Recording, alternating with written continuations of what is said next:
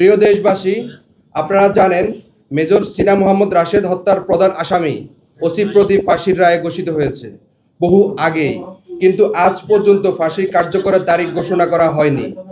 এটা কেবল বিলম্ব নয়, এটা ন্যায় বিচারের সাথে অপমান, শহীদের আত্মার প্রতি বিশ্বাসঘাতকতা আর জাতির সাথে বেইমানি। প্রদীপের মতো একজন দাগী খুনি আসামি ফাঁসি কার্যকরের সরকারের এই দীর্ঘসূত্রতা কী বার্তা দিচ্ছে, এটা আমি আপনাদের মাধ্যমে প্রিয় দেশবাসীর কাছে প্রশ্ন রাখতে চাই। যে অপরাধীরা রাজনৈতিক বা প্রশাসনিক ছত্রছায়া থাকলে বিচার এড়িয়ে যেতে পারে, এই বিলম্ব শুধু ভুক্তভোগী পরিবারের নয়, আমাদের সবার প্রিয় আমাদের আর্ম ফোর্সেস, আইনশৃঙ্খলা বাহিনী এবং সাধারণ মানুষের মনোবলকে আঘাত করেছে।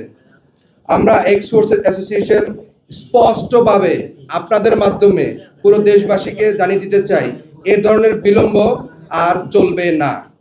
আমরা আজ 11 আগস্ট 2025 ঢাকা রিপোর্টার্স ইউনিটের সংবাদ সম্মেলন করে সরকারের কাছে চূড়ান্ত দাবি জানাই, প্রদীপের ফাঁসি কার্যকরের নির্দিষ্ট তারিখ অবিলম্বে ঘোষণা করতে হবে, অন্যথায় আমরা আরও কঠোর কর্মসূচিতে যেতে বাধ্য হব। আমরা বিশ্বাস করি ন্যায় বিচার শুধু আদালতের রায়ে নয়, তা বাস্তবায়নে প্রমাণিত হয়, আর সেই বাস্তবায়ন না হলে জনগণের প্রতি আইন বিচার বিভাগের প্রতি চ্যালেঞ্জ ছোড়া হয়।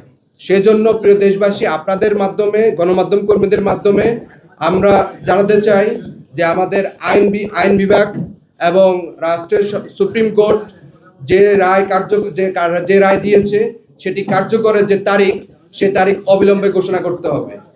আমরা আপনাদের জ্ঞাতার্থে আরেকটি বিষয় জানিয়ে রাখি, আপনারা জানেন যে গত 2 জুন যে হাইকোর্টের রায় হয়েছে, সে রায়ের যে সে টাইপিং করতে আজকে 2 মাসের অধিক সময় লেগেছে। তো আমরা সে হাইকোর্টকে আমরা সম্মানের সহিত বলতে চাই, যদি আপনাদের কোনো টাইপিস্ট যদি না থেকে থাকে তাহলে আমাদেরকে বলবেন, আমরা গিয়ে আপনাদের সেই টাইপিংটা করে আসব। আমরা বিশ্বাস করি যে বিচার বিভাগ যদি সম্পূর্ণরূপে স্বাধীনভাবে কাজ করতে চায় তাহলে এই ধরনের হত্যাকাণ্ডের রায় অতি দ্রুত সম্ভব। সেজন্য আমরা সরকারকে বলতে চাই যে আমাদের আইন বিভাগ, আমাদের ডক্টর আসিফ নজরুল স্যার, উনি উপদেষ্টা মণ্ডলীর সদস্য হয়েছে, একটি গুরুত্বপূর্ণ মন্ত্রণালয় নিয়েছে, সে জায়গা থেকে উনি এখন পর্যন্ত দৃশ্যমান কোনো ধরনের বিচার বা কোনো ধরনের স্টেপ নেয় নাই। আমি মনে করি যে বর্তমান সরকার একটি স্বাধীন সরকার, যদি স্বাধীন সার্বভৌম সরকার না হয়ে থাকে তাহলে এই সরকারের বৈধতা কি সেটা আপনারাই জাতি বিচার করবে। আর আমি মনে করি এটা প্রশাসনিক দুর্বলতা অথবা হলো বহির্বিশ্বের কোনো এক ধরনের প্রেশার আসতেছে, যার কারণে হলো একটি চিঠি টাইপ করতে 2 মাসের বেশি সময় নিয়েছে। তো সেজন্য আমি মনে করি যে বর্তমান সরকারের প্রশাসনিক যে